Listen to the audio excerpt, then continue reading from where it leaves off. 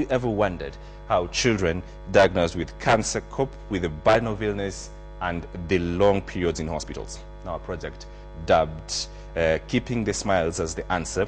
The pioneers of the project are 36 children who have been in the cancer ward at the Kenyatta National Hospital.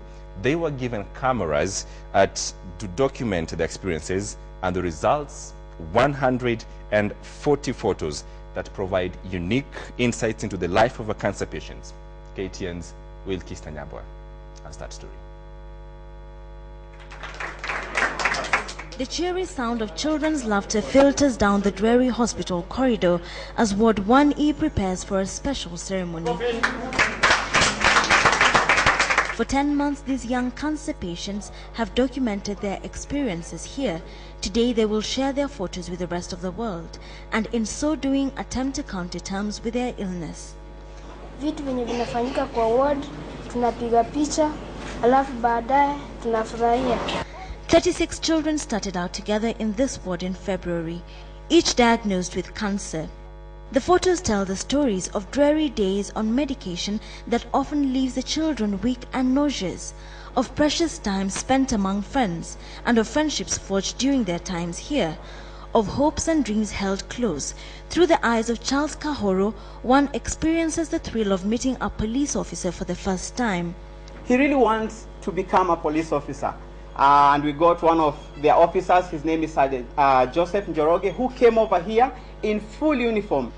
It all started in 1999 when Boniface Kimani arrived at the hospital to visit a friend's child who was ill. Though the child died, he and another friend resolved to teach the children to deal with their pain by documenting it, a project they dubbed Keeping the Smile. We started a Facebook page, and we told our friends about this project that we wanted to do, and we got 9 cameras. Yet it is not only the children who would find solace here. The parents spend a little more time in a special corner of the exhibition, where one finds the faces of children who started the project but did not get to complete it.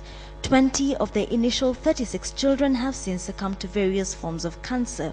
The 140 photos show the different faces of cancer, the hopes of every child and their parents, immortalized in a photo that captures the children as they gaze out into the world they would like to rejoin once they regain their health.